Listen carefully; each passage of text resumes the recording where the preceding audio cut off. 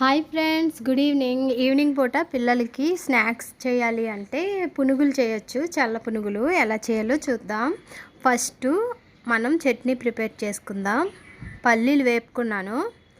పల్లీలు వేపుకొని అందులోనేమో కావాల్సినంత చింతపండు, జీలకర్ర, ఎండుమిర్చి ఉంటే ఎండుమిర్చి, పచ్చిమిర్చి కానీ వేపేసి మిక్సీ జార్లో మిక్సీ చేసుకోవాలి.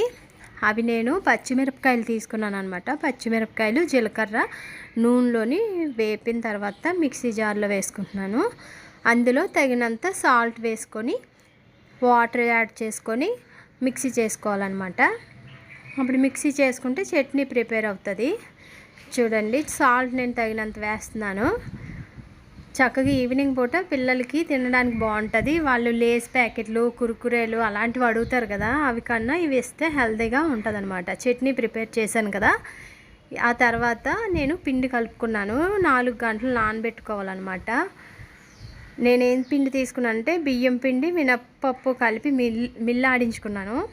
అందులోని కొంచెం పెరుగు, చిన్న వంట సోడా యాడ్ చేశాను అనమాట. దీంతో నేను పునుగులు వేసుకుంటాను. ఆయిల్ అయితే చాలా వేడిగా ఉంది, వేడెక్కింది. అందులోని మనం కొంచెం కొంచెం పకోడీలాగా వేసుకోవాలన్నమాట. నేను ఆల్రెడీ పకోడీలాగా వేస్తున్నాను చూడండి. కొంచెం కొంచెం రౌండ్గా వస్తాయి, చక్కగా చేతితో వేసుకోవచ్చు. పకోడీలాగా వేసుకొని బ్రౌన్ కలర్ వచ్చే వరకు వేయించుకోవాలి. బ్రౌన్ కలర్ వచ్చిన తర్వాత మనం అవన్నీ తీసి ప్లేట్లో సర్వ్ చేయాలన్నమాట. చూడండి ఎలా వేస్తున్నానో. ఇలా రెడీ అయిపోయాయి కదా. ఇవి కానీ పిల్లలకి పెట్టామనుకోండి, ఇంకా వాళ్ళ కడుపు నిండి హ్యాపీగా ఆడుకుంటారు, మనల్ని విసిగించరు. లేకపోతే ఏదో ఒకటి కొనమంటారు, అవి తింటే హెల్త్కి అంత మంచిది కాదు. ఇలా ఈవినింగ్ స్నాక్స్ కింద ఏమైనా ప్రిపేర్ చేసేస్తే వాళ్ళ హెల్త్ కూడా బాగుంటుంది.